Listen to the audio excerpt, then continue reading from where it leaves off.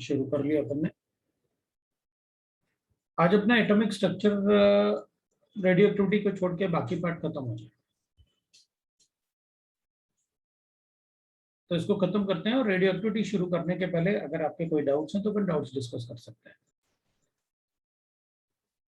और chemistry, physics और maths के आपके काफी सारे डाउट क्लास होते हैं, आपको उन डाउट क्लास का भी काफी अच्छे से यूज करना चाहिए। तो कोई भी कंसेप्ट है, कोई भी क्वेश्चन अपन आपको सॉल्व करने हैं, तो आप उस पर्टिकुलर क्वेश्चन टॉपिक से रिलेटेड क्वेश्चन लेके जाओ, you will get the answers there. Otherwise we can discuss in the class also. तो अपन एक बार ये खत्म कर लेते हैं, फिर देखते हैं क्या करना है। तो स्टेबिलिटी ऑफ सपोज मुझे गिवन है ऑर्बिटल्स, तो we are writing that stability of orbital मतलब जैसे फुली फिल्ड ऑर्बिटल्स होते हैं, they will be more stable than the partially filled orbitals. So fully filled orbitals are more stable than the half filled orbitals, and half filled orbitals are more stable than the partially filled orbitals. तो we say that fully filled का मतलब है, एक example ले लेते हैं। अगर मेरे पास, अपन कोई भी एक ऑर्बिटल की बात कर लेते हैं कि भाई हमारे पास गिवन है, थोड़ा छोटा ऑर्बिटल ले लेते हैं, जैसे अपने पास गिवन है पी ऑर्बिटल। तो अगर किसी के इलेक्ट्रॉनिक कॉन्फ़िगरेशन में p6 है तो वो ज्यादा स्टेबल होगा, p3 से वो ज्यादा स्टेबल होगा p5 और p4 और एक्सेप्ट दिस p2 और p1 से। these are called partially filled orbitals. This is called fully filled. fully filled means maximum number पे इलेक्ट्रॉन आता है उसमें, और हाफ फिल्ड मींस इसका जस्ट हाफ और उसके अलावा बाकी कोई भी नंबर ऑफ इलेक्ट्रॉन होगा, they are called partially filled orbitals. So fully filled, half filled and partially filled orbitals. ऐसे ही अगर अपन डी में लिखेंगे तो अपन डी में भी बता सकते हैं that fully filled orbital, the d10 na, that will be more stable than d5 will be more stable than d1 और d2 और d3 और d4, मतलब except these numbers, कोई भी नंबर होगा तो will say that is called partially filled। तो अपन उनमें से कोई भी लिख सकते हैं, तो अपन उनको partially filled बोल सकते हैं। तो partially filled orbitals है ना, तो उनको अपन partially filled orbital बोल सकते हैं। तो इसमें अपन बता सकते हैं भाई, आप लिखो कोई भी, तो d1 और d2 और d8 d9 like that you can write, कोई भी लिख सकते हैं। इनके अलावा जो भी होगा वो पार्शियली फिल्ड होगा, जैसे इसमें लिखा। Now we will say that. Sir, हाँ बोलो। तो सारे पार्शियली फील्ड ऑर्बिटल्स की स्टेबिलिटी सेम होगी क्या? अब वो अपन देख रहे हैं कैसे, मतलब अपन बताएंगे कि कौन से पार्शियली फिल्ड ऑर्बिटल की स्टेबिलिटी ज्यादा है या कौन से पार्शियली फिल्ड की कम है, वो अपन देखेंगे। The stability of orbitals, the stability of orbitals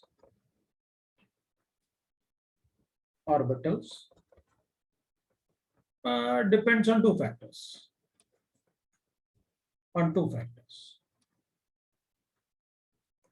एक तो होता है exchange of energy,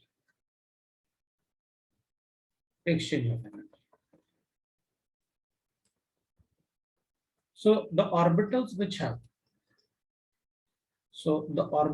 have same energy can exchange their electron among them. Exchange their electrons among them. Exchange of electron is an exothermic phenomenon. This exchange of electron is an exothermic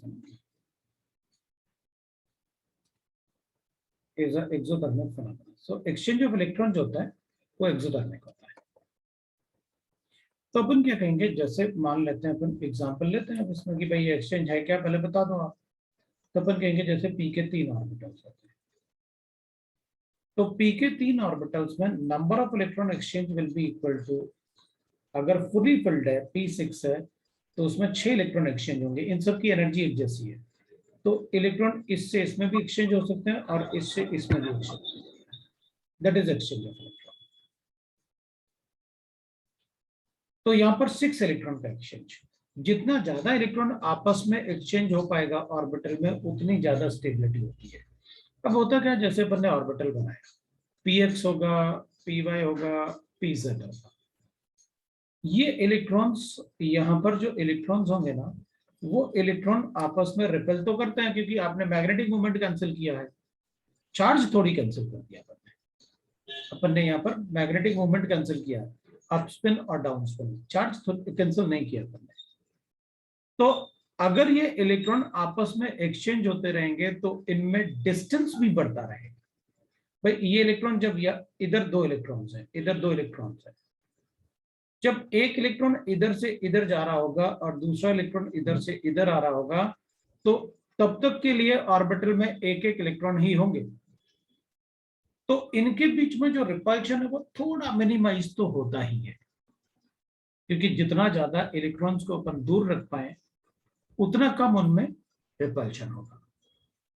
तो exchange of electron से electron के बीच का आपस का distance increase होता है, अगर उनका डिस्टेंस इंक्रीज होगा तो उनमें रिपल्शन भी कम होता है। वैसे अपन से कोई बना के नहीं पूछने वाला कि डायग्राम ड्रॉ करो, हमसे रीजन जरूर पूछते हैं। तो इसमें इलेक्ट्रॉन एक्सचेंज ज्यादा होता है, तो इसलिए इसमें exchange of electron is exothermic phenomena. अगर एक्सोथर्मिक है तो इसका मतलब है एक्सचेंज से एनर्जी रिलीज होती है, तो इसकी स्टेबिलिटी बढ़ेगी। जिसकी एनर्जी रिलीज होगी या जिसकी एनर्जी कम होगी उसकी स्टेबिलिटी ज्यादा होगी, इसलिए इसकी स्टेबिलिटी हाफ फिल्ड से ज्यादा होती है। तो अपन कहेंगे इसमें तो 3 इलेक्ट्रॉन है तो इसमें एक्सचेंज तो हो सकते हैं इलेक्ट्रॉन, लेकिन इसमें 3 इलेक्ट्रॉन का एक्सचेंज है, इसलिए इसकी स्टेबिलिटी इसके कंपैरिजन में ज्यादा है। और अपन कहेंगे, बोलो, इसकी स्टेबिलिटी सर ये इसके एक्सचेंज ऑफ एनर्जी को फिर से एक्सप्लेन करो ना। एक्सचेंज ऑफ इलेक्ट्रॉन मतलब भाई ऑर्बिटल ये है, 2 इलेक्ट्रॉन इसमें है, 2 इलेक्ट्रॉन इसमें है, तो जब ये एक्सचेंज करेंगे तो ये इधर से इधर आएगा, ये इधर से इधर जाएगा। तो कभी कभी ऐसा भी होगा ना जब ट्रांजिशन स्टेट टाइप बनेगा, एक इलेक्ट्रॉन इसमें, एक इलेक्ट्रॉन इसमें, एक इलेक्ट्रॉन जब एक्सचेंज हो रहा है तो इधर है।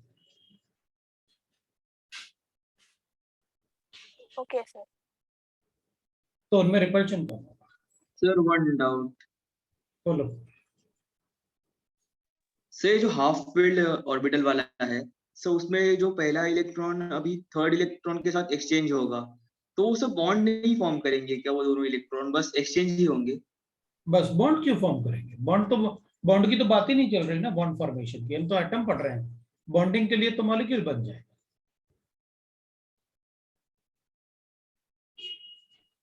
Okay sir. बॉन्डिंग होगी तो मॉलिक्यूल बनेगा, अपन तो एटम पढ़ रहे हैं, अपन एटॉमिक स्ट्रक्चर पढ़ रहे हैं, अपन बॉन्डिंग की बात ही नहीं कर रहे कि कोई बॉन्ड बनेगा।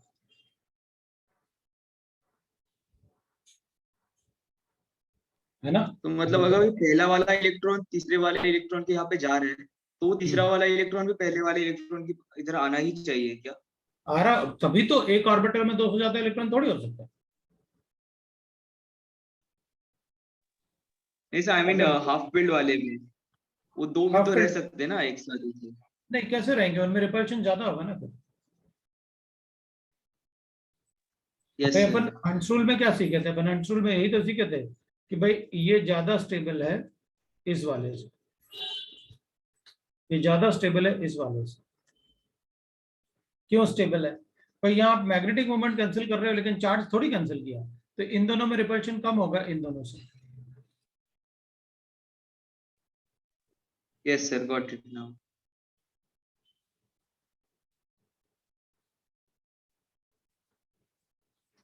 तो अपन ऐसे बता सकते हैं इसमें अनपेड इलेक्ट्रॉन ऐसे। अब एक होगा कि भाई ठीक है, मान लिया मैंने, मान लो ऐसे है, तो अब तो अपन कहेंगे कि भाई इसमें इन दोनों की एनर्जी सेम है लेकिन इसकी एनर्जी डिफरेंट है, क्योंकि इसमें एक ही इलेक्ट्रॉन है, इसमें दो दो इलेक्ट्रॉन है, तो इनमें आपस में तो इलेक्ट्रॉन एक्सचेंज करो, ये तो 4 इलेक्ट्रॉन एक्सचेंज, यहाँ तो 3 इलेक्ट्रॉन एक्सचेंज, इसमें तो 3 इलेक्ट्रॉन है और उसमें 4 इलेक्ट्रॉन है। तो आपने कहा ना कि exchange of electron is exothermic phenomena, जितना इलेक्ट्रॉन एक्सचेंज होगा उतना ज्यादा एक्सोथर्मिक, उतनी ज्यादा स्टेबिलिटी। तो इसमें तो 4 इलेक्ट्रॉन एक्सचेंज है, लेकिन इसमें 3 इलेक्ट्रॉन एक्सचेंज है। तो एक ही फैक्टर थोड़ी होता है, एक और फैक्टर होता है, और वो मेन फैक्टर अपन लिखते हैं, ये तो हमेशा ही होता है स्टेबिलिटी के लिए। अगर किसी मॉलिक्यूल में या किसी भी शेप में सिमेट्री है तो उसकी स्टेबिलिटी ज्यादा होगी। Symmetry always leads to stability. Always leads to stability. अगर कोई सिमेट्रिक है तो स्टेबिलिटी ज्यादा होगा ही होगा। The half-filled orbital are more symmetric. इन तीनों की एनर्जी एक जैसी है, लेकिन इसमें तीनों की एनर्जी एक जैसी नहीं है। Therefore, half-filled orbital are more stable than partially filled orbital.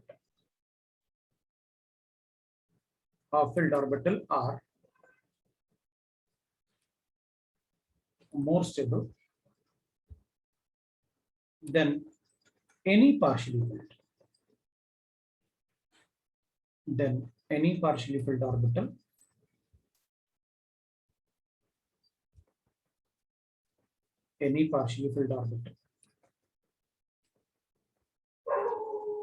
filled orbital due to symmetry. ये सिमेट्री की वजह से बताया, ओपन ने सिमेट्री बताया।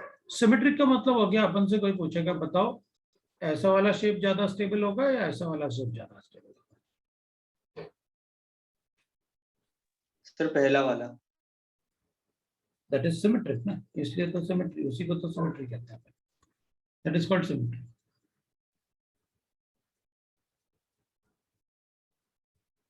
दैट इज कॉल्ड सिमेट्री, उसी को सिमेट्री कहते हैं। तो अपन बताएंगे कि भाई जो भी चीजें सिमेट्रिक होती हैं वो ज्यादा स्टेबल होती हैं।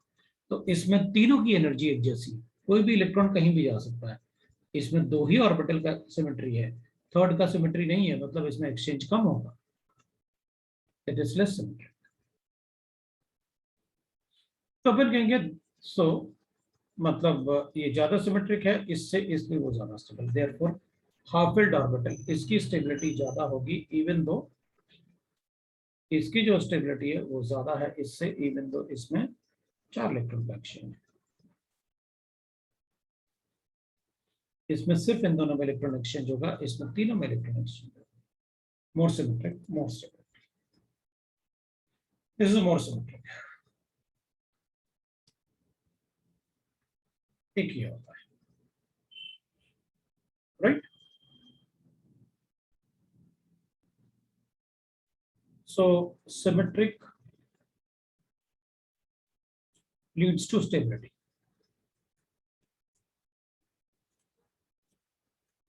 And stability. So symmetric have less energy.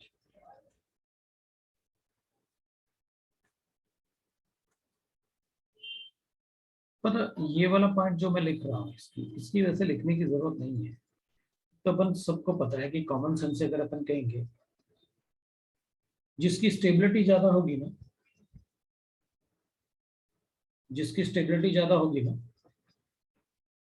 उसकी एनर्जी हमेशा कम, जिसकी स्टेबिलिटी ज्यादा होगी उसकी एनर्जी कम होगी।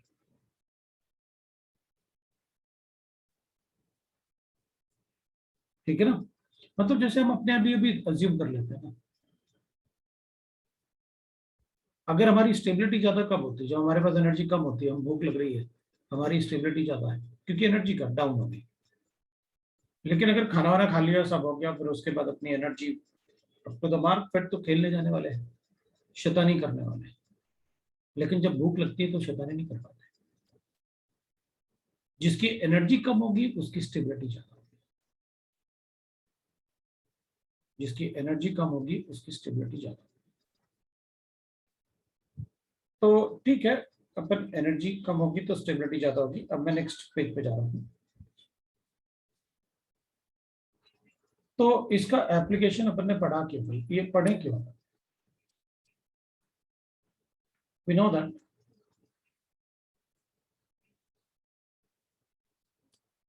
energy of S is less than P is less than D is less than F, less than like this, ये एनर्जी।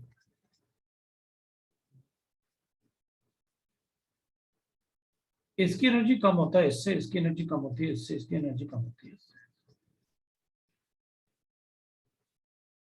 इन दोनों में एनर्जी डिफरेंस बहुत कम होता है, लेस एनर्जी डिफरेंस। लेकिन इन दोनों में एनर्जी डिफरेंस लार्ज होता है।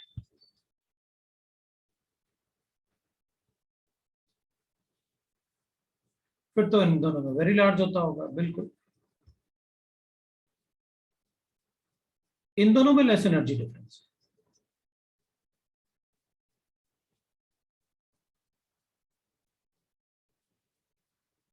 लेकिन इन दोनों में लार्ज एनर्जी डिफरेंस है, लार्ज डिफरेंस, लेकिन इन दोनों में लेस एनर्जी डिफरेंस है। मतलब नेबर्स वालों में जो पास पास वाले हैं उनमें एनर्जी डिफरेंस बहुत कम होता है, जो पास पास वाले हैं उनमें एनर्जी डिफरेंस कम होता है। और जो ऑल्टरनेट वाले हैं, मतलब पी छोड़ के एस और डी में एनर्जी डिफरेंस ज्यादा है, पी और एफ में एनर्जी डिफरेंस ज्यादा है, एस और डी में एनर्जी डिफरेंस ज्यादा है, बिल्कुल। पी और डी में एनर्जी डिफरेंस कम है, एस और डी और एफ में एनर्जी डिफरेंस कम है, बिल्कुल। मतलब ऑल्टरनेट वालों में एनर्जी डिफरेंस ज्यादा होता है, एस डी या एस एफ में तो बहुत ज्यादा। जितना ज्यादा इनमें इसकी एनर्जी कम होती है इससे, इसकी एनर्जी कम होती है इससे, इसकी एनर्जी कम होती है इससे। सर बोलो सर एस एंड डी का और पी एंड एफ का एनर्जी डिफरेंस सेम होगा या फिर बस वो लार्ज ही होगा? नहीं, अलग होगा, सेम थोड़ी हो सकता, क्योंकि एस और पी तो की मतलब एनर्जी बस लार्ज होगा, सेम नहीं होगा पर लार्ज होगा दोनों में। लार्ज होगा।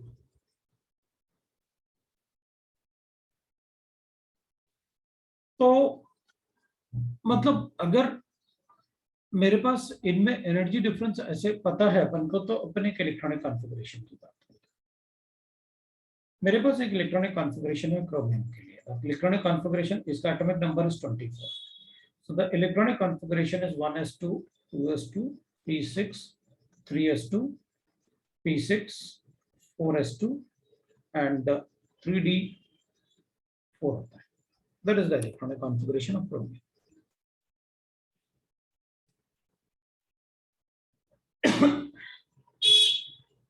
अब अपन कहेंगे इसमें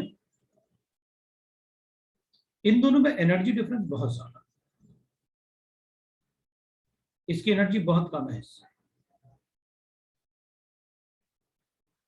ये पार्शियली फिल्ड है,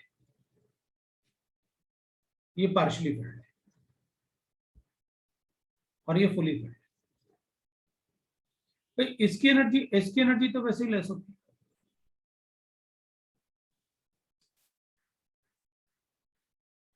काफी कम एनर्जी होती है। अब इसको अगर मैं हाफ फिल्ड बना दूं और इसको भी हाफ फिल्ड बना दूं, देखो डी का एनर्जी बहुत ज्यादा होता है, इधर पार्शियली फिल्ड है तो इसकी एनर्जी काफी ज्यादा होगी। अगर हाफ फिल्ड हो जाए तो इसकी एनर्जी काफी कम हो जाए। भाई इसकी एनर्जी अगर 1 है तो इसकी एनर्जी 4 होगी, इसकी एनर्जी अपन कहेंगे 9 होगी, और इसकी एनर्जी 11 होगी। अगर इसकी एनर्जी पहले ही बहुत कम थी, स्टेबल रखो या ना रखो क्या फर्क पड़ता है, लेकिन इसकी एनर्जी बहुत ज्यादा।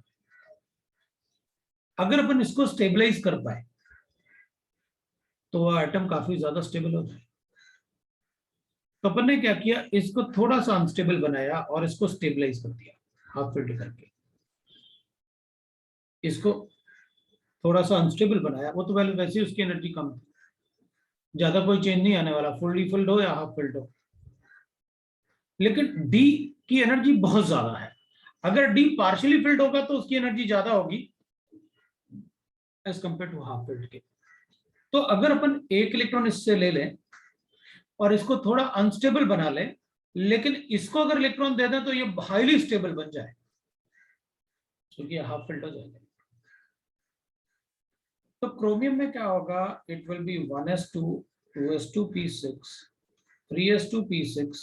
सिंस इसकी एनर्जी अगर अपन इससे एक इलेक्ट्रॉन लेके इसको दे रहे हैं तो ये हाफ फिल्ड हो रहा है, और ऐसा एक्सचेंज आप एक ही इलेक्ट्रॉन का कर सकते हो, दो का नहीं कर सकते। मतलब ऐसे नहीं करेंगे अपन की सर अच्छा ठीक है ये 4s2 है और 3d3 है, चलो दो दे देते हैं, क्या फर्क पड़ता है, हाफ फिल्ड तो हो गया, इसको थोड़ा अनस्टेबल बनाते हैं। ऐसा सिर्फ एक ही इलेक्ट्रॉन के लिए पॉसिबल है, दो के लिए नहीं है, सिर्फ एक ही इलेक्ट्रॉन के लिए पॉसिबल है। तो अगर मैं इसको हाफ फिल्ड बनाता हूं, थोड़ा सा अनस्टेबल बनाया लेकिन इसको बहुत ज्यादा स्टेबल बनाया, इसको बहुत ज्यादा स्टेबल बनाया।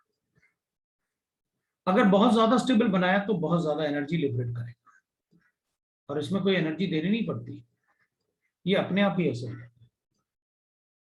मतलब क्रोमियम का इलेक्ट्रॉनिक कॉन्फ़िगरेशन ऐसे होगा, ये वाला, ये ऑटोमेटिकली अपने आप ही ऐसे हो जाएगा।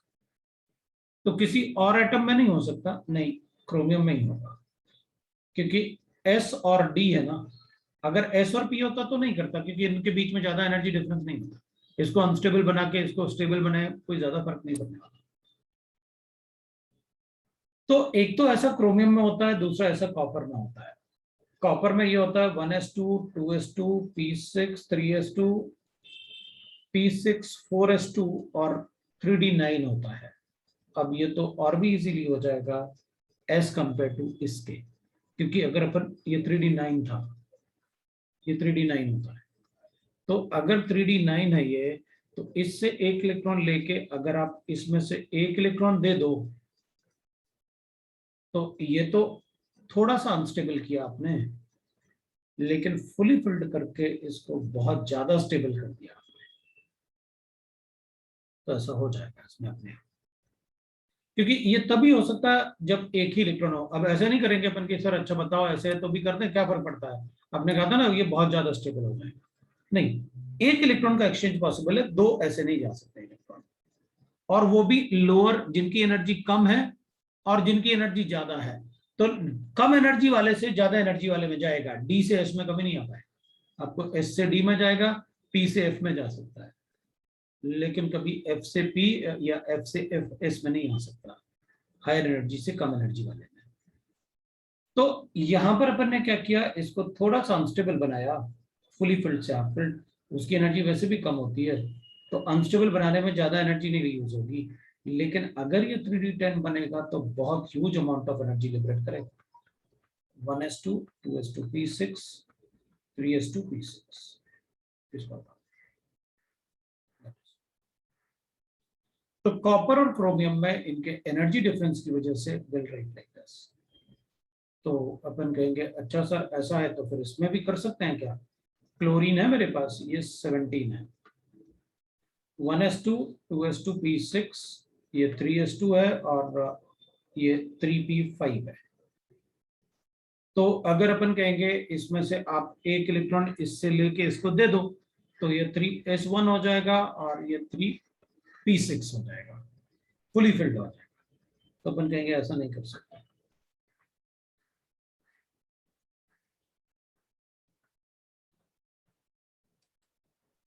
सर अगर हाफ फील्ड बन रहा है तो दे सकते हैं ना, या फिर तो आप इसकी फुली फील्ड हो रहा है तो क्यों नहीं दे रहे हो। कॉपर का भी तो फुली फील्ड हो रहा था। तो सर क्लोरीन का भी तो फुल फील्ड हो रहा है, तो क्लोरीन का क्यों नहीं ले रहे। इधर किस में इलेक्ट्रॉन एक्सचेंज हो रहा था। सर तो हाई एनर्जी डिफरेंस होगा तो ही लेना है, अगर लो एनर्जी डिफरेंस होगा तो नहीं लेना है। नहीं ले सकते आप, मैंने बताया ना, पी और डी में नहीं ले सकते, एस और डी में ले सकते हो, पी और एफ में ले सकते हो, डी एफ में नहीं हो सकता ऐसा, एस और पी में नहीं हो जैसे यहाँ पे एस से पी में गए तो एस और पी में भी तो एनर्जी डिफरेंस है, मतलब लो है पर है। तो इसमें नहीं होता, तो नेबर्स में नहीं होता, जब नेबर्स होंगे तो नहीं होगा। Okay sir. क्योंकि जब नेबर्स होंगे ना तो ये नॉन मेटल्स होंगे, नॉन मेटल में इलेक्ट्रॉन बाहर लेके जाना बहुत मुश्किल होता है, उनकी आयनाइजेशन एनर्जी बहुत कम होती है, उसमें बहुत सारे फैक्टर्स हैं, इसलिए मैंने मना कर दिया। मैंने आपको जो बताया ना that is the best way, कि मतलब नेबर्स में कभी एक्सचेंज नहीं होगा, मतलब एसपी में नहीं होगा, डी में कभी चेंज नहीं होगा, और डी होगा एफ में कभी चेंज नहीं होगा, ये अपन को पता। तो पी से एफ में ले सकते हैं। हाँ, पी से एफ में ले सकते हैं।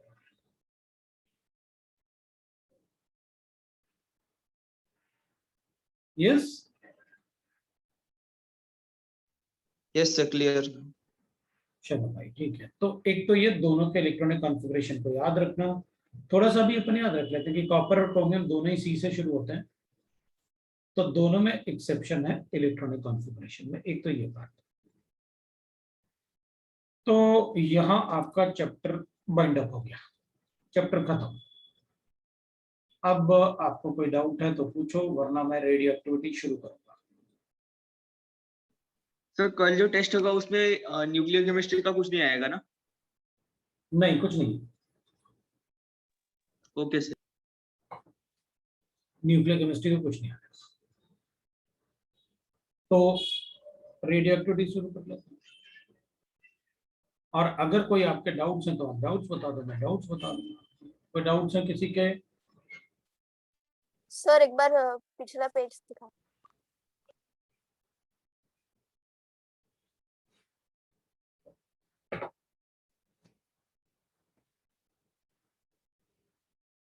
अगर किसी को कोई डाउट है तो आप बता सकते हो, नहीं तो अपन हाँ।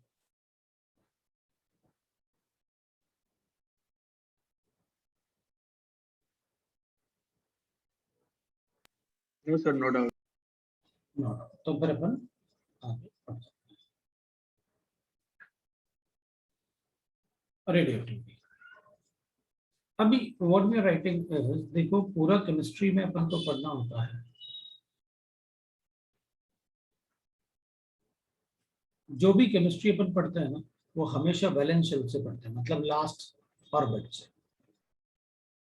अंदर वाले ऑर्बिट भी कभी इन्वॉल्व नहीं होते केमिकल रिएक्शन में, ना ही कोई केमिकल प्रॉपर्टीज। और रेडियो एक्टिविटी चैप्टर में अपन सिर्फ न्यूक्लियस के बारे में पढ़ेंगे। इसमें न्यूट्रॉन होते हैं, प्रोटॉन होते हैं, इसलिए अपन इसे कहते हैं न्यूक्लियर केमिस्ट्री, इसलिए अपन इसे कहेंगे nuclear chemistry.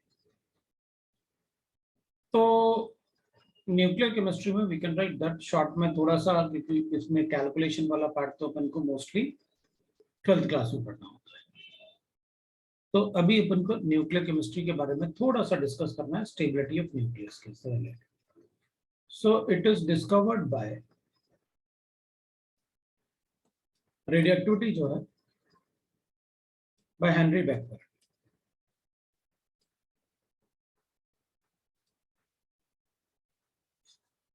It is discovered by Henry Becquerel. The substance which emit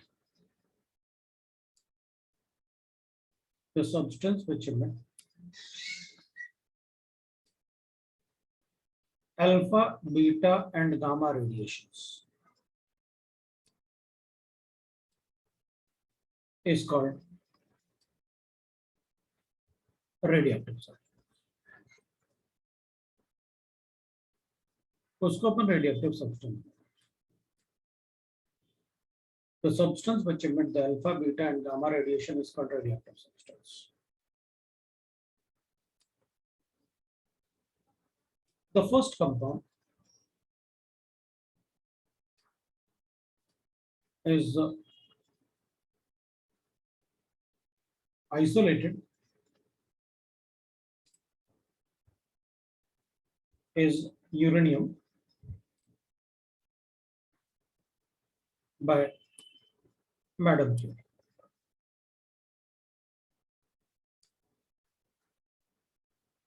And the properties of these rays.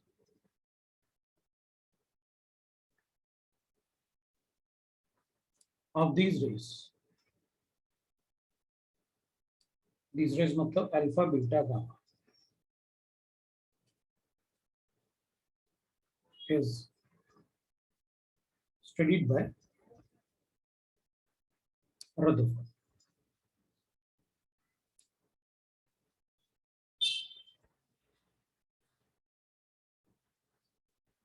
तो डिस्कवर किया हेनरी बेक्वेरेल ने। First compound isolated by madam Curie and the properties of these rays are discovered by or studied by the Rutherford. तो Rutherford ने उसको properties को discover किया। तो let us have discussion. अभी let us come to the point, क्योंकि ज्यादा मतलब बहुत ज्यादा इसमें क्यूरियोसिटी तो बहुत ज्यादा होता है, लेकिन अपन ज्यादा ऐसे पढ़ेंगे नहीं, सीधा टू द पॉइंट बात करेंगे अपन। तो जो अपने एग्जाम में आ सकता है बस वही पढ़ना है, क्योंकि रेडियो एक्टिविटी में बड़ी अच्छी अच्छी कहानियां होती हैं, भाई कैसे डिस्कवर हुआ, इस टाइप की काफी कहानियां होती हैं। लेकिन अपन तो सीधा सीधा बात करेंगे, भाई प्रॉपर्टीज बताओ सर आप, तो सीधा, क्योंकि आप अपने पास उतना टाइम होगा भी नहीं। प्रॉपर्टी की बात करेंगे तो अल्फा, बीटा और गामा, थोड़ा थोड़ा प्रॉपर्टीज लिख लेते हैं उनकी, अल्फा बीटा गामा के, और बता दो। तो एक तो अल्फा बीटा गामा, इनको डिनोट कैसे करते हैं? तो अल्फा को अपन डिनोट करेंगे दैट इज हीलियम आयंस, ये अपन उसे हीलियम न्यूक्लियस भी बोलते हैं, है ना। बीटा को डिनोट करते हैं इलेक्ट्रॉन से, और गामा को डिनोट करते हैं रेडिएशन से। चार्ज की बात करेंगे तो ऑब्वियस सी बात है, ये +2 चार्ज है, 10⁻⁻19 कूलम्स, 10⁻⁻19 कूलम्स, और ये तो 0। गामा रेडिएशन इज चार्जलेस, उनमें कोई चार्ज।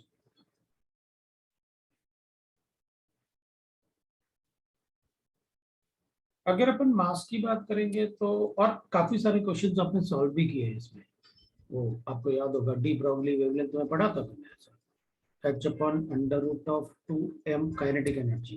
तो अपन ने काइनेटिक एनर्जी के बारे में काफी कुछ पढ़ा था।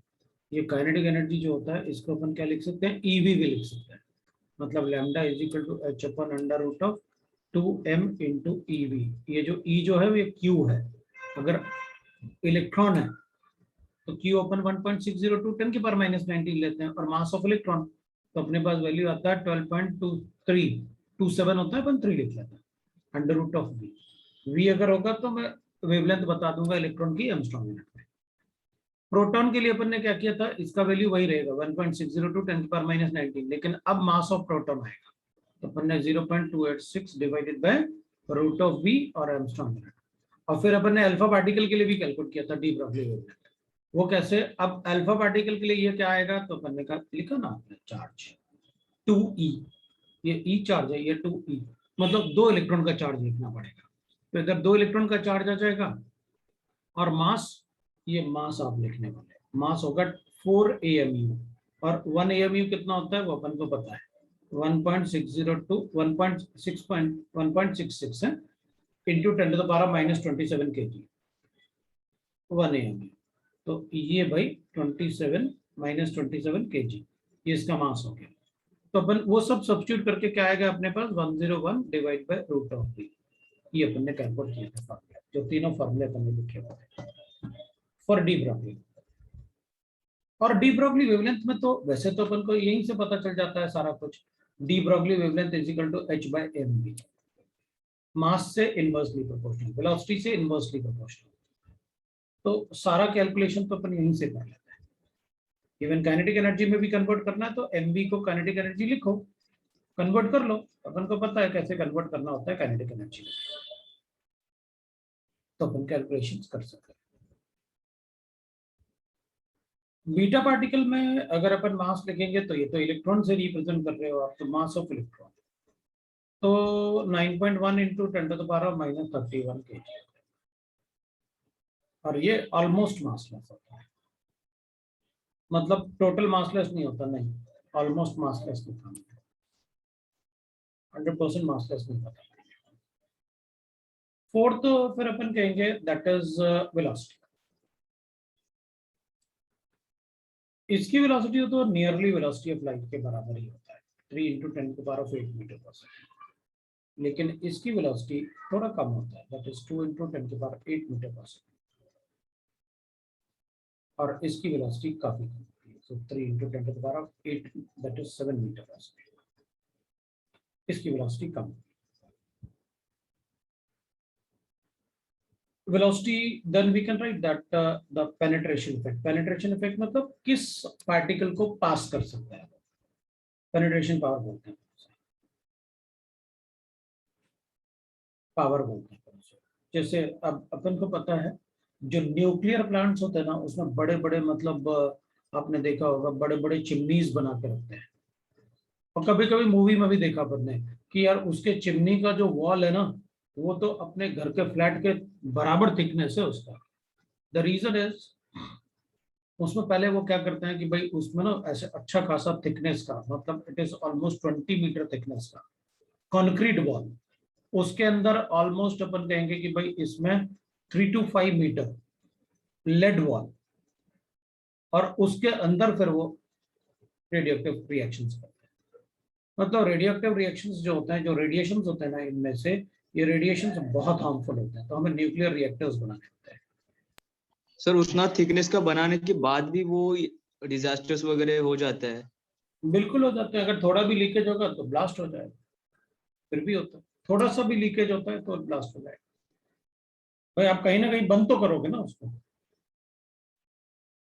जो आपने बंद करने के लिए चैम्बर्स बनाए 3-4, उसमें भी कुछ ना कुछ तो गड़बड़ हो ही जाएगा। तो अभी जैसे चाइना में हो गया था तो बहुत गड़बड़ हुआ उनके, लेकिन अपन को पता नहीं चलता ना चाइना का कुछ। तो पेनिट्रेशन पावर, हाँ, तो अपन को पता नहीं चलता, ठीक है। पेनिट्रेशन पावर जो होता है वो अल्फा पार्टिकल ना अपन को गिवन है, तो पेनिट्रेशन पावर ना वेलोसिटी पे डिपेंड करेगा, जिसकी वेलोसिटी जितनी ज्यादा होगी उतना ज्यादा उसका पेनिट्रेशन इफेक्ट होगा। तो ये तो अपन कहेंगे ठीक है भाई, इसमें तो अपन लिखेंगे the can pass through, penetration effect मतलब कैन पास थ्रू,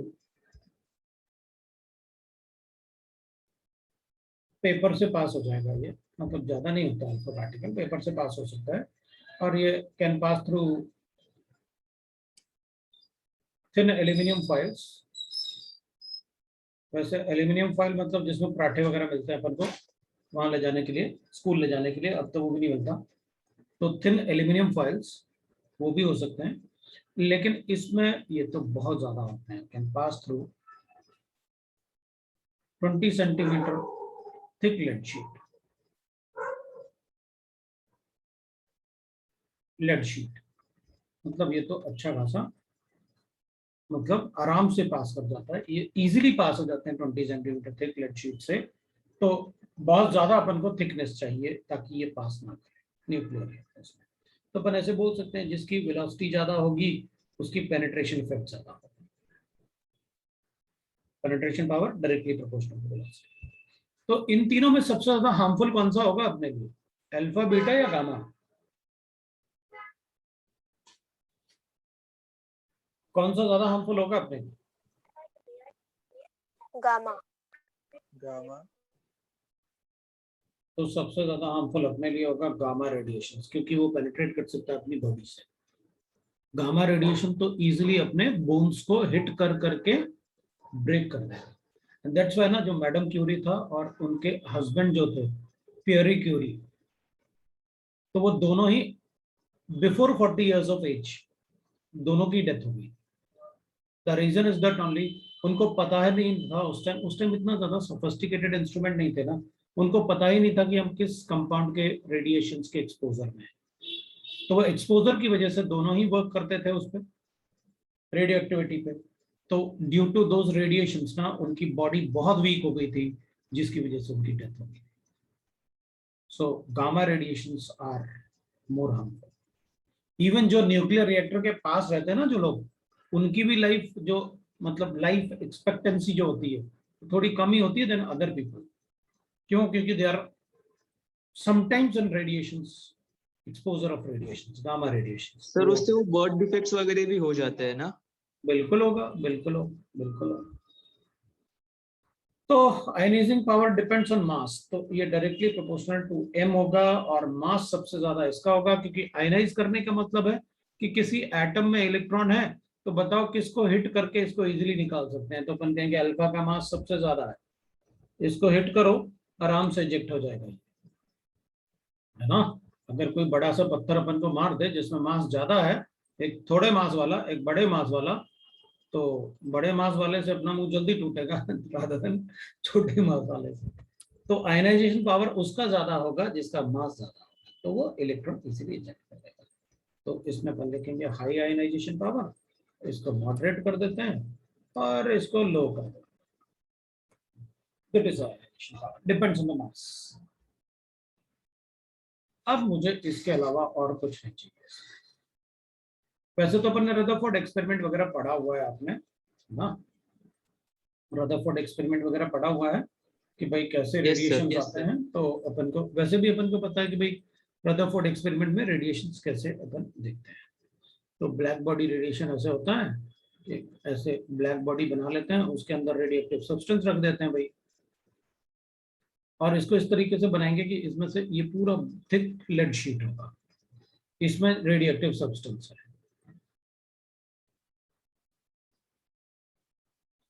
और जब इससे रेडिएशन पास करेंगे तो अपन कहेंगे ठीक है, जब इससे रेडिएशन पास करेंगे तो इसको अपन स्टडी कर लेंगे भाई, ऐसे इससे रेडिएशन पास कर लेते हैं और फिर उससे स्टडी कर लेते हैं उसका। तो ये जो रेडिएशन पास करेंगे यहाँ से, तो ये अपन बना लेते हैं एक फोटोग्राफिक प्लेट। तो ये फोटोग्राफिक प्लेट होगी, तो इस पे कुछ रेडिएशन तो स्ट्रेट पाथ में जाएंगे, दैट इज गामा रेडिएशन, उनकी वेलोसिटी ज्यादा होती है, और कुछ जल्दी बेंड हो जाएंगे, वो अल्फा होता है क्योंकि उनका मास ज्यादा होता है, और कुछ थोड़ी देर के बाद बेंड होता है, वो बीटा होते हैं क्योंकि उनका मास कम होता है। और नहीं तो अपन चार्ज लगा देंगे इधर, इलेक्ट्रोड लगा देते हैं इधर, पॉजिटिव इलेक्ट्रोड, क्योंकि बीटा जो होता है पार्टिकल वो नेगेटिवली चार्ज होता है, इधर लिखा ना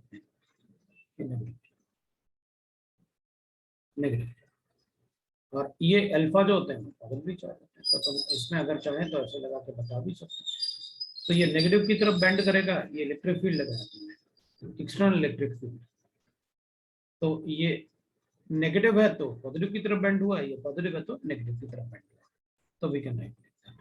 तो मतलब गामा रेडिएशन बेंड नहीं होगा? नहीं, वो बेंड नहीं होता क्योंकि वो चार्जलेस होते हैं, तभी तो अपन ने उसका चार्ज 0 लिखा। उसी से तो अपन को पता चला ये चार्ज, इनमें चार्ज नहीं होता, ये एक्सपेरिमेंट से अपन ने तो सीधा सीधा ले लिया यार, जो Yes, एग्जाम yes. में पूछ सकते हैं वो बताओ, खत्म, बाकी अपन मत पढ़। अब हमें पढ़ना होता है alpha beta gamma, the types of radiations and the nuclear changes in the molecule. तो अपन नेक्स्ट पेज पर जाएंगे, चले। तो फिर यहाँ पर types of radiation, emissions. So the nuclear changes and changes in different emissions.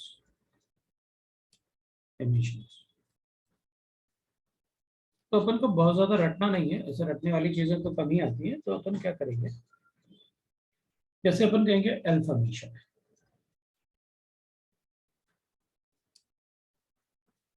अगर किसी कंपाउंड से या किसी रेडिएटिव सब्सटेंस से अल्फा एमिशन होता है तो what will be the changes in the compound? For each alpha emission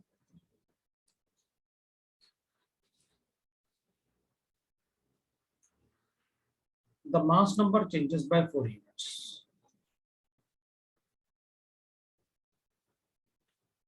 The mass number decreases by 4 units.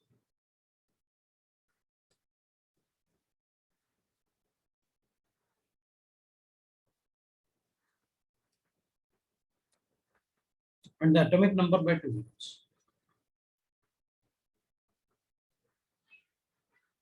By 2 units. अभी व्हाट अपन ना एलिमेंट को अपन ऐसे डिनोट करते हैं, कोई भी एलिमेंट, और इधर पावर में उसका मास नंबर लिखते हैं, जबकि इधर अपन उसका एटॉमिक नंबर लिखते हैं।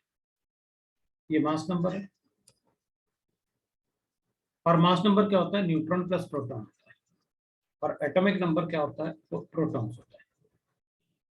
एटॉमिक नंबर जो होता है वो प्रोटॉन्स होता है, that is mass number and atomic number. Mass number neutron plus proton होता है, जबकि एटॉमिक नंबर से प्रोटॉन होता है। तो जब अपन अल्फा मिशन होता है किसी भी मतलब राइट सब्सटेंस से, तो जो भी सब्सटेंस अपन को गिवन होता है, इससे जब एक अल्फा मिशन होता है तो इससे जो नया एलिमेंट बनेगा उसमें मास नंबर 4 से डिक्रीज हो जाएगा और उसका एटॉमिक नंबर 2 से डिक्रीज हो जाएगा। So atomic number decreases by 2 unit and the mass number decreases by 4 unit. और इससे एक अल्फा पार्टिकल निकल जाएगा। This plus this is equal to this होता है हमेशा, और this is equal to this plus this होता है हमेशा। ये हमेशा कंजर्व होता है सभी केमिकल, सभी रेडियोएक्टिव रिएक्शंस में। मतलब ये जो इनिशियल मास नंबर था वो इधर जो भी लिखोगे आप उन सब का सम होगा, और ये जो था वो इनका सम होगा। अब केमिस्ट्री में थोड़ा सा मतलब ऐसे भी बोल देते हैं अपन कि भाई जो इनिशियली अपने पास सब्सटेंस होता है उसे एक नाम देते हैं, ऐसे ये पेरेंट न्यूक्लियाई बोलते हैं अपन, और जो यहाँ पर नया एलिमेंट बनेगा उसको अपन डॉटर एलिमेंट बोलते हैं, इसको अपन डॉटर एलिमेंट बोलते हैं। तो ऐसे just to give the name कि भाई ये पेरेंट न्यूक्लियर था, ये पेरेंट एलिमेंट था, और अगर अल्फा मिशन होगा तो व्हाट विल हैपन। तो अपन को पता है अल्फा मिशन के बाद अपन को क्या होता है, ये अल्फा पार्टिकल जो अपन ने हटा दिया।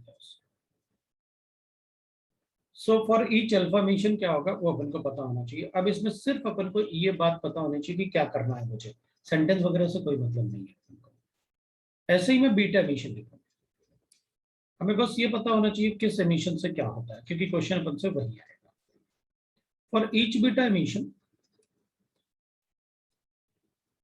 emission atomic number increases by 1 unit, increase by 1 unit,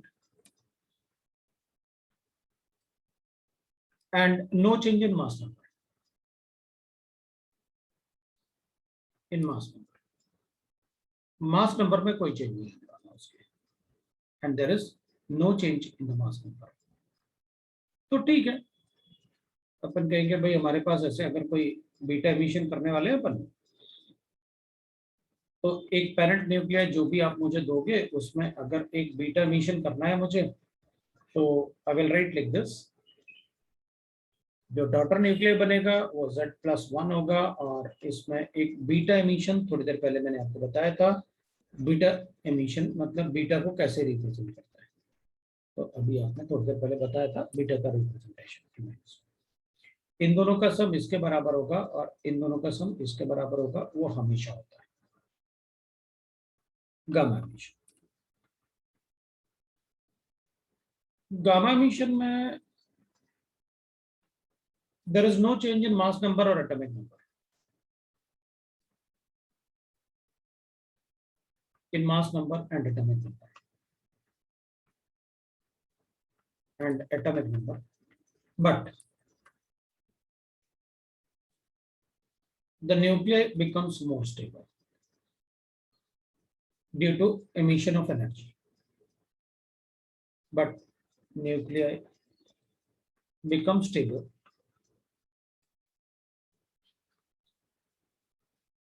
due to emission of energy. Emission of energy. That is in form of radiations, obviously, in form of radiations. तो मेरे पास ये तो है, इसमें कोई चेंज नहीं होने वाला, एलिमेंट वही रहेगा, एलिमेंट वही रहेगा, बट इसकी एनर्जी कम होगी क्योंकि इससे कुछ रेडिएशंस निकल जाएंगे। तो इसके कंपैरिजन में ये स्टेबल न्यूक्लियाई बन जाएगा, और ये थोड़ा अनस्टेबल था पहले से। अनस्टेबल मतलब जिसकी एनर्जी ज्यादा थी वो अनस्टेबल है, अगर उससे एनर्जी कम हो गई उसकी तो स्टेबल हो जाएगा। तो दिस गामा रेडिएशंस ना, they are denoted by H, that is gamma radiation. इसमें कुछ चेंज नहीं होता, बस कुछ रेडिएशंस निकलेंगे फ्रैक्शन ऑफ टाइम के लिए, और उससे वो स्टेबलाइज हो जाएगा। तो पहले मतलब ये अनस्टेबल न्यूक्लियाई अपने पास होगा, जिससे कि रेडिएशंस निकलने के बाद अपन को ये मिलेगा। अब इन तीन के अलावा भी देयर इज सर्टेन रेडिएशंस, जैसे मुझे दो रेडिएशन और लिखूंगा मैं। एक होता है पॉजिट्रॉन एमिशन। पॉजिट्रॉन एमिशन में अपन लिखेंगे that is for each positron emission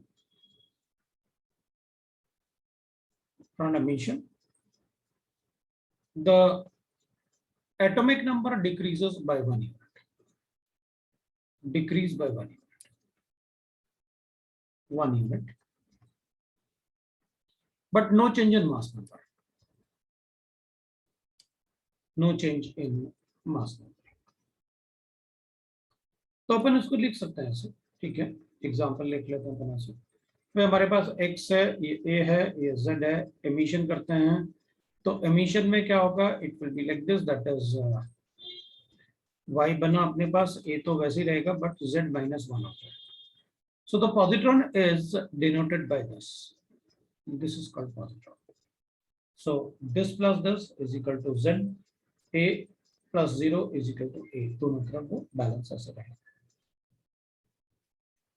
एक और एमिशन होता है, उसको अपन कहते हैं, that is not a emission, that is electron capture। अपन इसे इलेक्ट्रॉन कैप्चर भी बोलते हैं और के कैप्चर भी बोलते हैं, के कैपिटल के हैं, कैप्चर भी बोलते हैं अपन, इलेक्ट्रॉन कैप्चर और के कैप्चर भी बोलते हैं अपन। For each electron capture,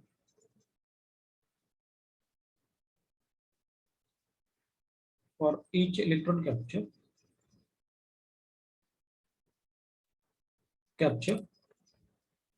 atomic number decreases by 1 unit,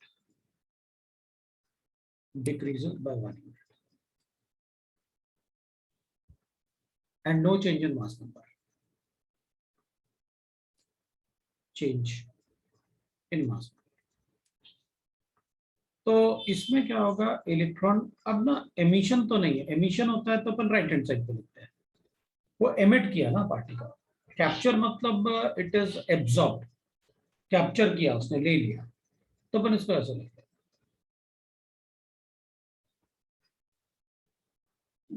that is electron capture.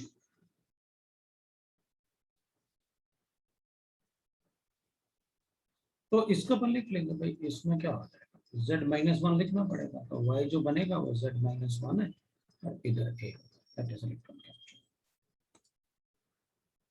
These are the 5 type of emissions जो अपन को आने चाहिए, जिससे कि अपने को क्वेश्चंस पूछ लेते हैं एग्जाम्स में। The 5 type of emission. अब अपन कहेंगे ठीक अल्फा है। एमिशन में एक डाउट है। हाँ बोलो। Sir alpha emission hydrogen atom alpha emission नहीं कर सकता ना, मतलब हीलियम और उसके आगे के ही कर सकते हैं ना? नहीं, ऐसा जरूरी नहीं है। अपन तो कहेंगे अल्फा एमिशन सारे ही कर पाएंगे, ऐसा जरूरी नहीं है, लेकिन ये है कि जिसका एटॉमिक नंबर 82 से ज्यादा होता है उनमें अल्फा एमिशन होता है। अभी तो इससे देखते पर जाओ, मैंने तो हाइड्रोजन से करेंगे तो सर उसका नंबर तो फिर माइनस में चला जाएगा ना, एटॉमिक नंबर। हीलियम खुद भी नहीं कर पाएगा, जीरो थोड़ी बना दोगे। Yes sir. हाँ, तो अभी देखते जाओ थोड़ा थोड़ा। अभी तो मैंने सिर्फ आपको ये बताया ना कि भाई किस एमिशन से अपन क्या समझे, मैंने तो सिर्फ उतना ही बताया। अभी अपन देखते जाते हैं ना क्या क्या करना है। अब क्या करते हैं, एक एग्जाम्पल लेते हैं, एक एग्जाम्पल। अब कोई एक एग्जाम्पल ले लिया अपन ने, मान लेते हैं अपने पास से कॉपर, या सपोज करते हैं कोबाल्ट या कॉपर, ऐसा कुछ ले लेते हैं। तो मैंने कहा मेरे पास गिवन था, सपोज कॉपर ले लिया मैंने, और कॉपर का एटॉमिक नंबर होता है 20, और कॉपर का एटॉमिक मास अपन ले लेते हैं सपोज 64। अब कॉपर से अगर मान लो मैंने एक अल्फा एमिशन किया तो क्या होगा, अगर मैंने कॉपर से सपोज एक बीटा एमिशन किया तो क्या होगा, कॉपर से अपन ने एक बीटा एमिशन किया तो क्या होगा।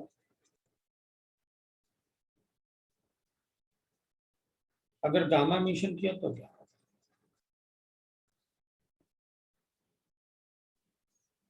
अगर इससे अपन ने एक पॉजिट्रॉन एमिशन किया तो क्या है? और कॉपर से अपन ने एक मान लेते हैं कि इलेक्ट्रॉन कैप्चर किया तो क्या होगा, ये देखते हैं। तो अपन कहेंगे देखो भाई, अगर आप एमिशन करोगे ना, ऐसे एमिशन करोगे तो मैं क्या करूंगा, अगर अल्फा एमिशन करोगे तो एटॉमिक नंबर बढ़ेंगे या कम होंगे बताओ?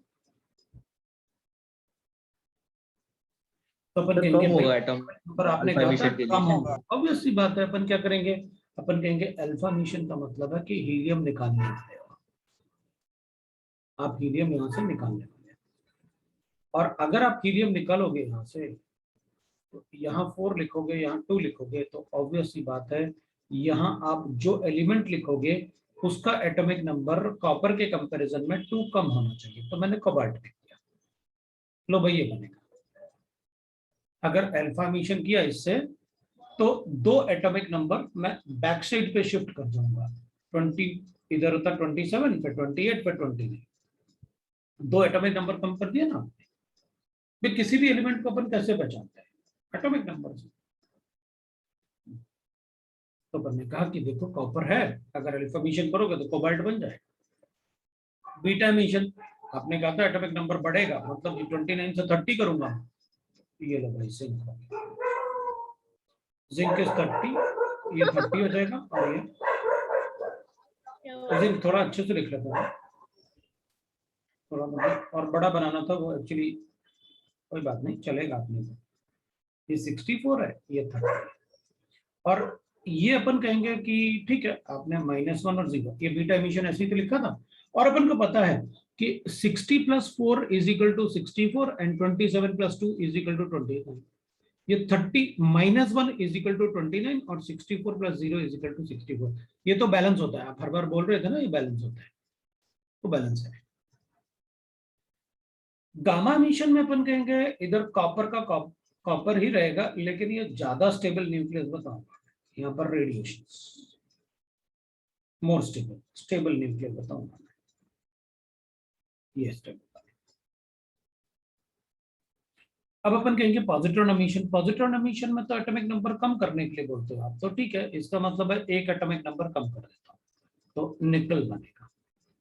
निकल होता है 28, मैं थोड़ा सा वैसे बना लेता हूँ उसको, और अपन ऐसे कर लेता हूँ ना, थोड़ा दूर बना लेते हैं, ऐसे थोड़ा ठीक रहेगा।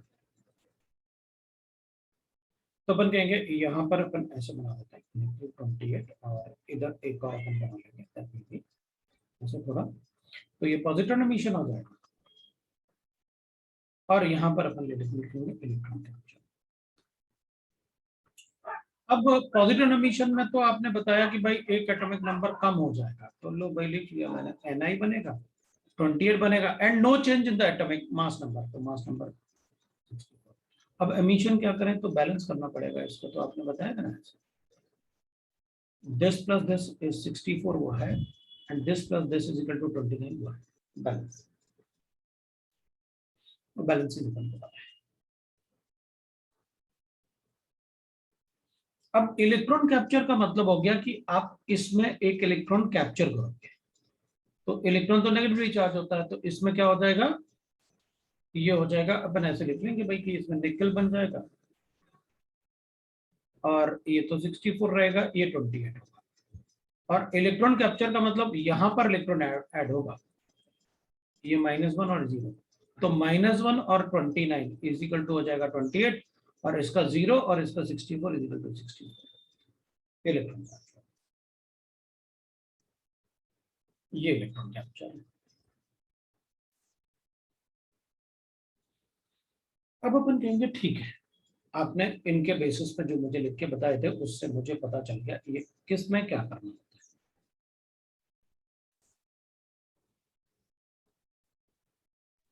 अब सर आप वन डाउट, बोलो। सर यहाँ पे अभी जिंक का हमें एटॉमिक मास 64 आया है। सब ओरिजिनली तो जिंक का 64 नहीं है ना, वो तो कॉपर का है, तो वो 64 हम वैसे कैसे लिख सकते हैं उसे? क्यों क्यों नहीं लिख सकते? सर जिंक का एटॉमिक मास तो हमें इसमें दिया है ना, पीरियोडिक टेबल में वगैरह अलग आता है, 64 हाँ तो नहीं आता है, 64 तो कॉपर के लिए दिया है ना। हाँ हाँ। तो कॉपर भी तो नहीं आता 64, कॉपर तो 63.5 आता है।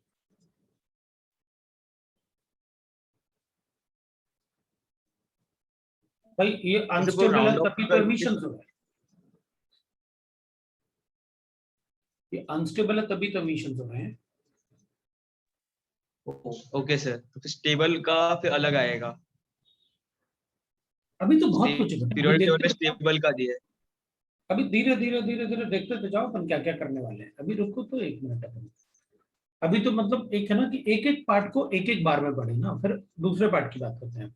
जैसे मैंने आपको बता दिया कि अच्छा सर, पहले आपने बता दिया किसमें क्या चेंज होगा, आपने एक एग्जाम्पल भी दिया, आपने एग्जाम्पल लेके हमें ये बता दिया कि ऐसे एटम्स भी लिख सकते हैं अपन। अब एक बात बताओ, ये ऐसे थोड़ी होता कि हवा में हो गया एटॉमिक नंबर बढ़ गया, भाई कुछ तो हुआ होगा, कुछ तो बताओ। इलेक्ट्रॉन लिखा हुआ है, एटॉमिक नंबर बढ़ा दिया है। हम तो भाई एटॉमिक नंबर मतलब प्रोटॉन को पहचानते हैं, हम नहीं पहचानते किसी को।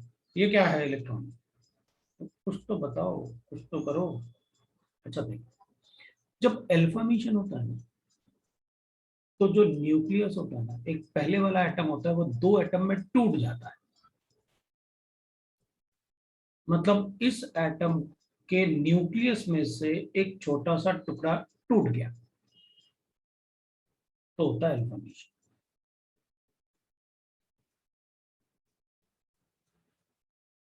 मतलब इसमें से डिसइंटीग्रेशन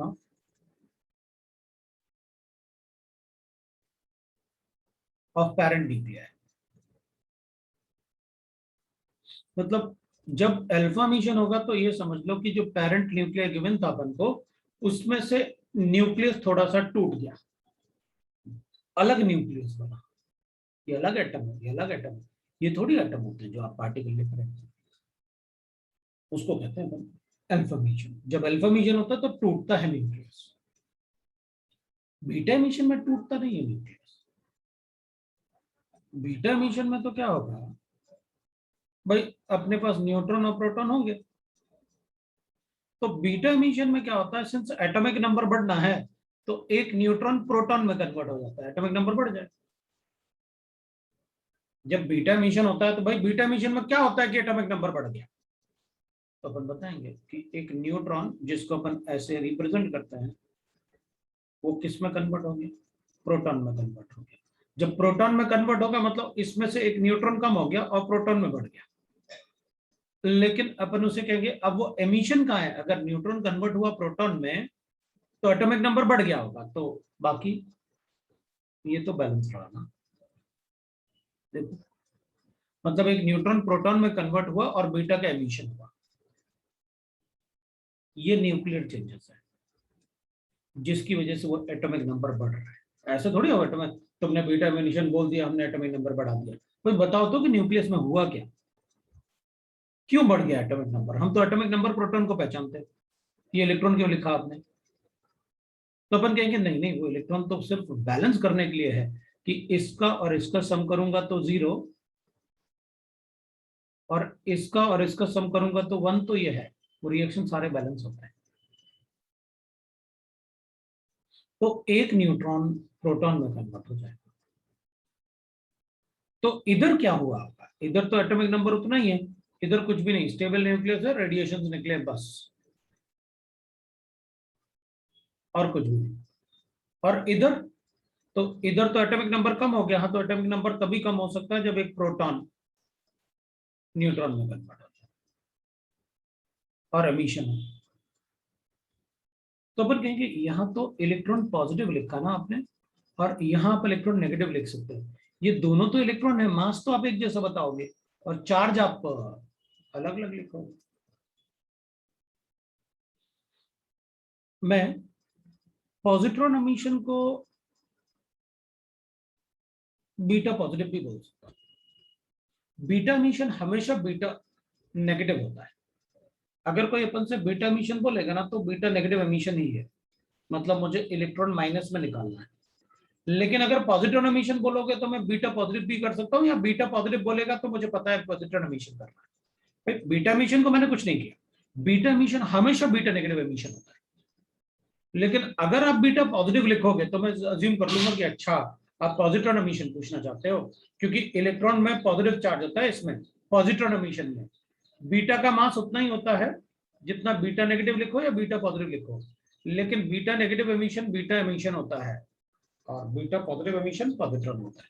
तो मैं बस इतना चाहता हूं कि भाई अगर कभी कोई पॉजिट्रॉन एमिशन बोले या बीटा पॉजिटिव एमिशन बोले तो अपन को पॉजिट्रॉन ही करना है, जो अपन ने प्रोसेस पॉजिट्रॉन में किया। और अगर किसी ने कभी अपन को बोला बीटा एमिशन करना है तो अपन इसके बारे में सोचेंगे भी नहीं, अपन यही करेंगे beta negative emission. That is what. अब अपन कहेंगे ठीक है चलो ये मान लिया हमने कि प्रोटॉन न्यूट्रॉन में कन्वर्ट हुआ, न्यूक्लियस में इसके हिसाब हुआ, ये क्या है इलेक्ट्रॉन कैप्चर। तो अपन कहेंगे इसमें क्या होता है कि एक इलेक्ट्रॉन कैप्चर हुआ, एटॉमिक नंबर तो डिक्रीज हुआ, तो यहाँ पर एक प्रोटॉन तो था लेकिन इस प्रोटॉन ने एक इलेक्ट्रॉन को कैप्चर किया और न्यूट्रॉन में कन्वर्ट हो गया। कैप्चर करने का मतलब है आप लेफ्ट हैंड साइड पे लिखोगे, राइट हैंड साइड पे तो एमिशंस होता है, राइट हैंड साइड पे तो एमिशंस होता है, तो कैप्चर लेफ्ट हैंड साइड पे। तो इलेक्ट्रॉन कैप्चर है क्या, तो पता क्या होता है, जैसे अपन न्यूक्लियस में अगर अपने पास कोई न्यूक्लियस है और उस न्यूक्लियस में मान लेते हैं कि मैं ऐसा बना सकता हूं, वैसे तो अपन को पता है कि neutron is always greater than proton, लेकिन मैं ऐसे बना सकता हूं proton is greater than neutron.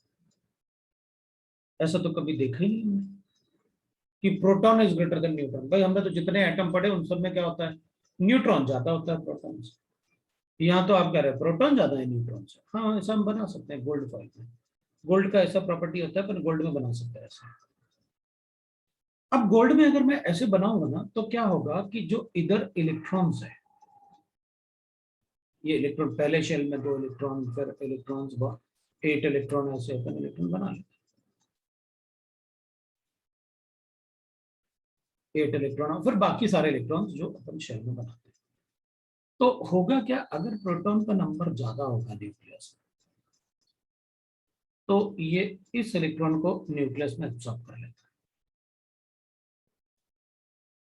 Bore ने अपन को बताया था कि फर्स्ट शेल को अपन के शेल बोलते हैं, सेकंड शेल को अपन एल बोलते हैं, थर्ड को अपन K L M N O P ऐसे शेल बताए थे उसने। तो के से इलेक्ट्रॉन का कैप्चर हो रहा है इसलिए अपन उसे के कैप्चर बोलते हैं, के शेल से मतलब फर्स्ट शेल से, इसलिए अपन उसे के कैप्चर भी बोलते हैं।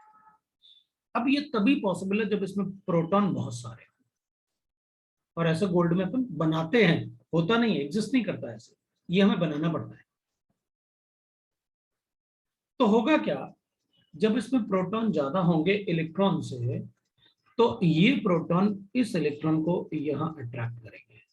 अगर इलेक्ट्रॉन को अट्रैक्ट करेंगे तो इधर वाला इलेक्ट्रॉन इधर आएगा, इधर वाला इलेक्ट्रॉन इधर आएगा। तो एक प्रोटॉन जो है वो किस में कन्वर्ट हो जाएगा, न्यूट्रॉन में, इलेक्ट्रॉन को कैप्चर करके। अब इलेक्ट्रॉन कैप्चर करेंगे तो ऐसे हायर शेल से इलेक्ट्रॉन लोअर शेल में फॉल करेंगे। अब जब हायर शेल से लोअर शेल में फॉल करेंगे तो अपन को पता है जब भी इलेक्ट्रॉन हायर शेल से लोअर शेल में फॉल करता है तो एमिशन एमिट करता है। क्या करता है, रेज आर एमिटेड। ऐसे एमिशन अपन को पता है, हायर शेल से जब लोअर शेल में फॉल करता है इलेक्ट्रॉन तो रेज एमिट करता है, करते हैं ना। तो वो तो पढ़ा हुआ है अपन ने, एमिशन स्पेक्ट्रम, हाइड्रोजन स्पेक्ट्रम, बहुत सारा पढ़ा हुआ है अपन ने, तो इसमें करते हैं ना रेज एमिट, तो पढ़ा हुआ है ना अपन ने कि भाई रेज एमिट करता है। अब जो ये रेज है ना, ये रेज होते कौन से रेज है, तो अपन कहेंगे हमें नहीं पता, तो एक्स वाई जेड रेज कुछ भी बोल दो इसको, आपकी मर्जी। तो अपन ने कहा जिस जो अननोन क्वांटिटी होती है अपन उसको क्या ले लेते हैं, एक्स वाई जेड कुछ दे देते हैं। तो अपन ने इनको कहा एक्स रेज, ये होते हैं एक्स रेज। मतलब हम गोल्ड प्लेट बनाएंगे, उसमें इस टाइप का प्रोसेस करवाएंगे और इस टाइप के प्रोसेस से जो रेज निकलेंगे उनको बोलते हैं एक्स रेज। और अगर कोई क्रैक वगैरह आता है बोन्स में तो अपन एक्सरे करवाने जब जाते हैं ना तो वो गोल्ड प्लेट में यही प्रोसेस करवा के एक्सरे निकलवाता है और फिर वो उसको पास कर देता है हमारे हमसे, तो वो एक्सरे निकलवाता है। ये होता है एक्सरे, इलेक्ट्रॉन कैप्चर करवाते हैं। तभी तो इतना कॉस्टली होता है वो, क्योंकि जब इसमें प्रोटॉन और न्यूट्रॉन इक्वल हो जाएंगे तो उसे बड़ा सा गोल्ड प्लेट चेंज करना पड़ेगा जिसमें ये प्रोटॉन ज्यादा होंगे न्यूट्रॉन से। तो एक्सरे मशीन्स में ये प्लेट पड़ी होती है, राइट। तो ये एक तरीके से रेडिएटिव रिएक्शंस है ना भाई, ये न्यूक्लियर चेंज रिएक्शन है। न्यूक्लियर चेंज रिएक्शन इसलिए तो मशीन इतनी बड़ी बनानी होती है उनको, इसलिए वो पूरा अंधेरा करके रखता है। तो ठीक है, हमें क्या फर्क पड़ता है, चलो अपन को ये भी पता चल गया एक्सरे होते क्या है और कैसे बना सकते हैं अपन एक्सरे को। अब एक बात, अपन ने पढ़ा अल्फा बीटा गामा रेडिएशंस। कभी भी किसी भी एलिमेंट से एक साथ तीनों रेडिएशंस बाहर नहीं आ सकते।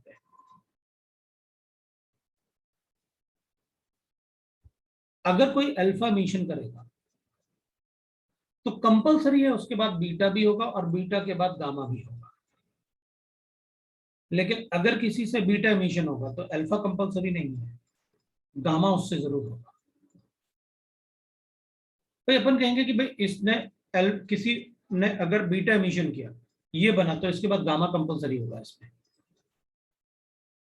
अगर किसी ने अल्फा मिशन किया तो उसके बाद बीटा कंपलसरी है और गामा कंपलसरी है। एक बार में एक ही एमिशन होता है, सारे एमिशन एक साथ नहीं हो सकते। मतलब अगर कोई पार्टिकल अल्फा मिशन शो करता है तो पहले वो अल्फा करेगा, उसके बाद बीटा करेगा, उसके बाद गामा करेगा। So one type of emission take place at a time. If alpha emission take place, then beta and gamma are compulsory. And gamma will compulsory take place. ये भी होंगे, मतलब बीटा गामा कंपल्सरी हो गई होंगे, right. If beta emission take place, then gamma is compulsory, but not alpha. Alpha emission नहीं होगा।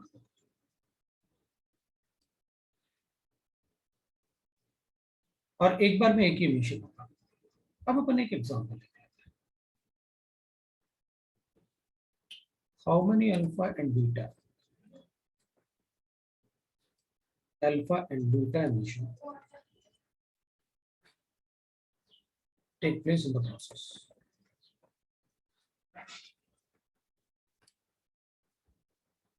ठीक है, और मेरे पास एक प्रोसेस है, मेरे पास यूरेनियम 236 है और ये 92। मैं इसको थोरियम ले लेता हूँ,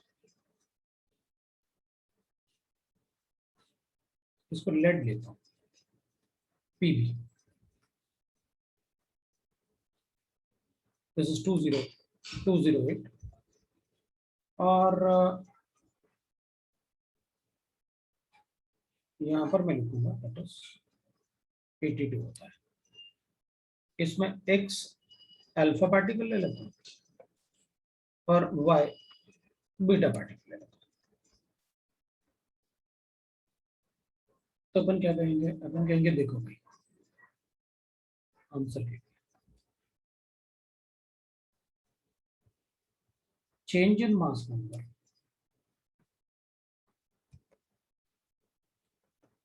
is only possible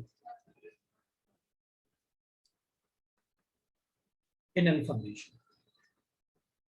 अगर आप चेक करोगे ना तो अपन ने सिर्फ अल्फा मिशन में ही मास नंबर का चेंज किया। तो कंजर्वेशन फॉलो करते हैं ना, आपको पता तो है this will be equal to this plus this plus this, ये अपन को पता है। देख लेते हैं 236 is equal to 208 plus 4x plus y into 0। एक इक्वेशन ये आ गई और दूसरा इक्वेशन मेरे पास, इसको कंजर्व कर देते हैं क्योंकि हर बार आप बोलते रहे ये कंजर्व करते हैं, तो अपन कहेंगे 92 will be equal to 82 plus 2x plus y into -1। एक इक्वेशन ये होगी। दो इक्वेशन है, एक्स वाई कैलकुलेट कर लेते हैं। एक्स हो गया अल्फा मिशन, वाई हो गया बीटा मिशन। चेक कर लेते हैं, इसको माइनस कर लो, कितना हो गया 36 और 8 ना। सो मेरे पास 4 डिवाइड बाय 28 मतलब कितना आ गया मेरे पास 7। लो भाई 7 तो अल्फाबेटिकल और बीटा इधर 7 डाल देते हैं। सो 92 माइनस 82 इज इक्वल टू हो गया 14 प्लस प्लस क्या माइनस वाई हो गया। लो भाई आपका वाई भी आ गया है ना, वाई भी आ गया अपना। तो इधर 10 था, इधर लेके जाते हैं वाई को, लो भाई आपका वाई ये अपना आंसर।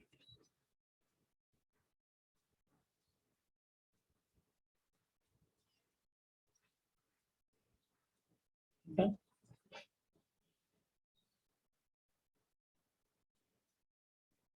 तो अल्फा बीटा गामा एमिशन, अब एक क्लास और लगेगा तो अपना रेडियो एक्टिविटी खत्म हो जाएगा। कोशिश करूंगा कि एक क्लास में खत्म हो जाए, बट उससे पहले आपको थोड़ा सा होमवर्क भी करना पड़ेगा। होमवर्क बहुत जरूरी है। एक्सरसाइज 1 पार्ट 1 का और 1 एंड 2 का आप लास्ट सेक्शन छोड़ के सारा आप रेडियो एक्टिविटी वाले पार्ट को छोड़ देना और बाकी पूरा कर लेना। थोड़ा पढ़ना पड़ेगा बेटा, लेकिन पढ़ने से आपको सारा कुछ बताया मैंने। पता क्या होगा, वैसे कुछ कुछ पार्ट में तुमको डाउट्स जाएगा, वो मुझे पता है। अगर आप क्वेश्चन नहीं करोगे ना तो डाउट्स जाएगा, लेकिन अगर आप इनिशियली थोड़ा पढ़ लोगे ना तो तुमको डाउट्स नहीं आएगा। इनिशियली थोड़ी मेहनत करनी होती है, एक बार समझ में आना शुरू हो गया ना फिर कोई प्रॉब्लम नहीं होती। ठीक है, आप रिवाइज करो। आपके थ्योरी में कोई डाउट है वो भी पूछो, अगर आपको